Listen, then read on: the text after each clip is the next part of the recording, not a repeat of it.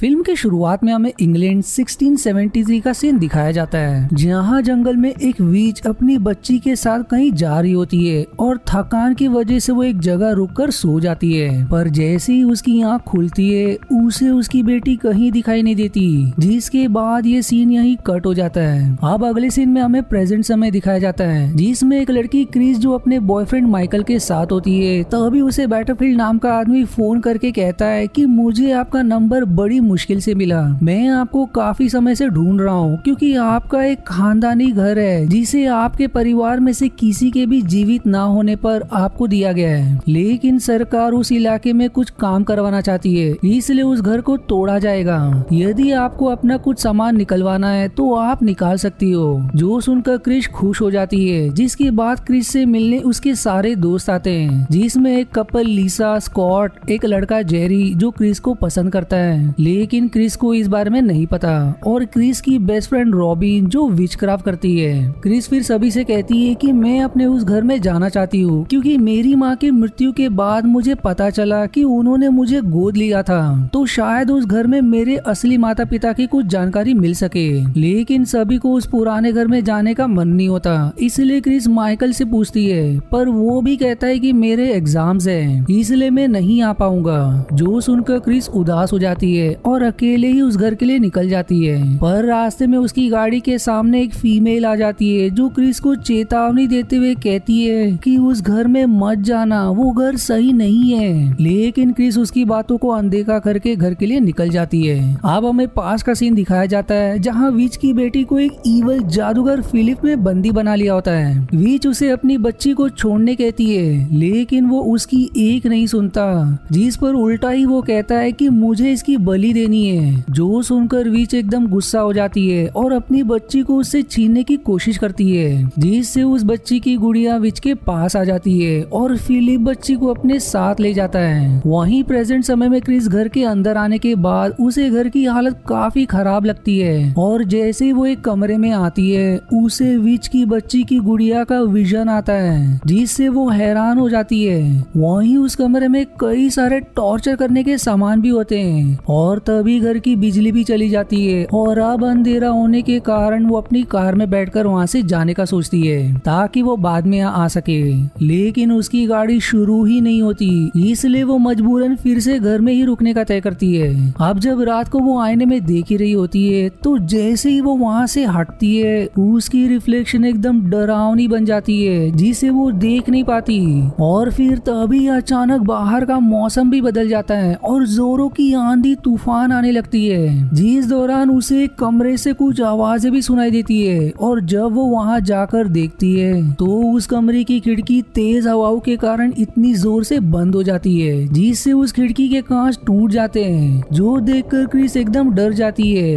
लेकिन अब उसे पर्दे के पीछे उसी विच की बच्ची दिखाई देती है, जिसे देख वो और भी ज्यादा डर जाती है। और जैसे ही वो हिम्मत करके पर्दा हटाती है वहाँ अब कोई नहीं होता, लेकिन अब उसे जोर जोर से दरवाजा ठोकने की आवाजें आने लगती है, और इन सब चीजों से डरकर क्रिस अपना सारा सामान लेकर वहाँ से भागने लगती है। पर जैसे ही वो दरवाजा खोलती है वहाँ माइकल और क्रिस के सारे दोस्त होते हैं, जो सभी माइकल के कहने पर यहाँ आए थे, और अपने दोस्तों को देख क्रिस थोड़ा राहत की सांस लेती है। आप घर के अंदर आने पर क्रिस सभी को बताती है कि मुझे कुछ आवाजें सुनाई दे रही थी, क्या वो सब तुम लोगों ने की थी? जिस पर सभी ना में जवाब देते हैं। लेकिन जब जेरी आवाज का पता लगाने जाता है तो वो आवाजें सिंक के पाइप से आ रही थी, इसलिए वो उसे ठीक करने की कोशिश करता है। पर तभी उसमें से एक धमाका होता है, जिससे वो दूर जा गिरता है, और फिर उस पाइप से कोई काला साया निकलकर दीवार के ऊपर चला जाता है। लेकिन जेरी उसे अपना वहम मानकर अनदेखा कर देता है। अब अगले दिन बटरफील्ड क्रिस से मिलने आता है, जो उससे कहता है कि मेरे पास तुम्हारे लिए कुछ पत्र है जो शायद तुम्हारी नानी ने लिखा है। क्रिस अब उनसे इस घर के बारे में भी पूछती है, जिस पर वो कहते हैं कि 1673 के समय यहाँ एक जादूगर रहता था, लेकिन अचानक वो कहीं गायब हो गया, और उसके गायब होने के बाद से ये घर कब से बंद पड़ा है, जिसके बाद तुम्हारे पूर्वजों ने इसे सस्ते दाम में खरीद लिया।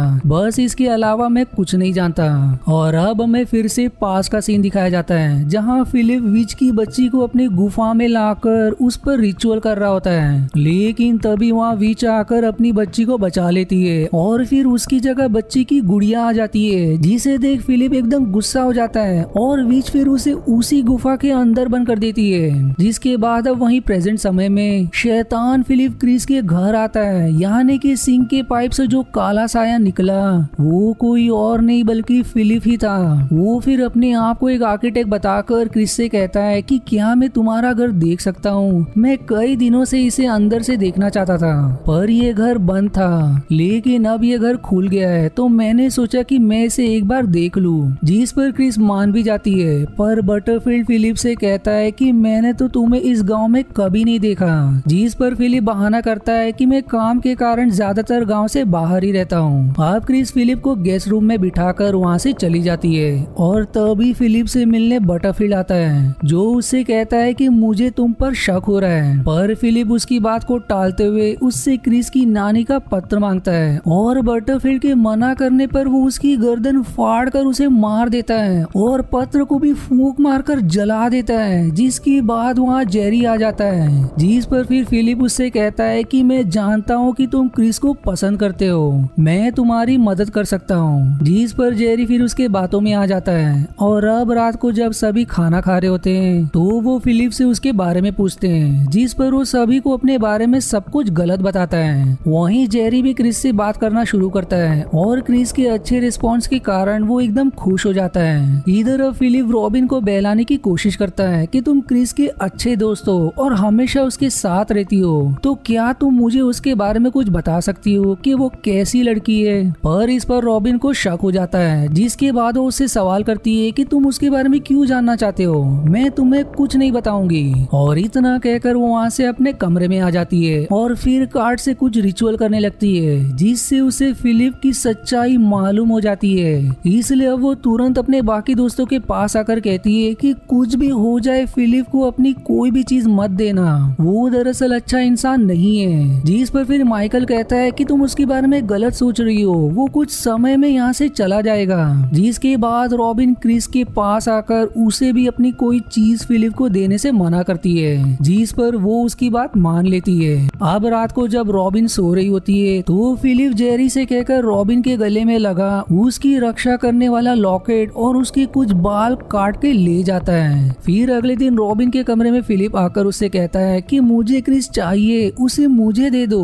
पर रॉबिन उसे मना कर देती है और अपने मंत्र से उस पर हमला करने की कोशिश करती है, जिस पर फिलिप कहता है कि तुम मेरा कुछ बिगाड़ नहीं सकती और तुम्हारी रक्षा करने वाला लॉकेट अब मेरे पास है। जो कहकर वो अपने मंत्रों से रॉबिन को कांच में बदलकर उसे हजारों टुकड़ों में तोड़ देता है। जिसके बाद फिलिप माइकल के पास आता है और उसे उसकी घड़ी के बारे में पूछता है, जो घड़ी उसे उसके पिता ने दी थी। इस पर फिलिप कहता है कि मुझे तुम्हारी घड़ी दे दो, मैं इसे अच्छी कीमत में बेच दूंगा। जिस पर बेवकूफ माइकल मान जाता है और अब देखते ही देखते सभी खाने के टेबल पर होते हैं, जहाँ क्रिस सभी से सवाल करती है कि क्या किसी ने रॉबिन को देखा, मुझे वो सुबह से दिखाई नहीं दी। जिस पर फिर सभी कहते हैं कि वो किसी कमरे में ध्यान केंद्रित कर रही होगी, इसलिए फिर क्रिस उसे ढूंढने चली जाती है और उसके पीछे फिलिप भी जाता है। अब उनके जाने के बाद लीजा स्कॉट को एक रिचुअल की फोटो दिखाकर कहती है कि इसे मुझे फिलिप ने दिया है और इसके बदले मैंने उसे हम दोनों की बनी हुई स्केच उसे दे दी। जिस पर स्कॉट कुछ नहीं कहता। वहीं इधर क्रिस रॉबिन को ढूंढते हुए एक कमरे में आ जाती है, जहाँ कमरे के ऊपर बने स्टोर रूम का दरवाजा खुला होता है। जिस पर अब क्रिस को लगता है कि शायद रॉबिन वहीं होगी और जैसे ही वो दरवाजे को पूरी तरह से हटाती है, वहाँ से बटरफील्ड का शव नीचे आ गिरता है, जिसे देख वो एकदम डर जाती है। वहीं उसके शव के पास से उसे एक पत्र मिलता है, जिसमें क्रिस की नैनी ने फिलिप के बारे में लिखा था कि वो एक शैतान जादूगर है जो एक विच की बच्ची की बलि देना चाहता था, लेकिन भाग्य से विच ने अपनी बच्ची को बचाकर फिलिप को बंदी बना लिया।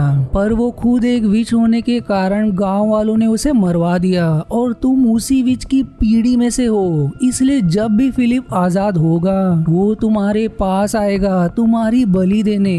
मुझे उसे मारने का तरीका पता है, लेकिन दुर्भाग्य से फिलिप को कैसे मारा जाए उसी पन्ने को फिलिप ने फूंक मारकर जला दिया था। इधर फिलिप ने माइकल की घड़ी पर किसी तरह का जादू कर दिया होता है, जिससे माइकल का चेहरा अब सड़ रहा होता है। और जब क्रिस माइकल को ढूंढ रही होती है ताकि उसे फिलिप की सच्चाई बता सके, तभी उसके पास फिलिप आ जाता है, जो उसे रिवील करता है कि जेरी ने अनजाने में मुझे आजाद कर दिया और और अब मैं तुम्हारी बलि देकर नर्क के शैतानों की रानी को यहाँ बुलाऊंगा और फिर हम दोनों मिलकर दुनिया पर राज करेंगे।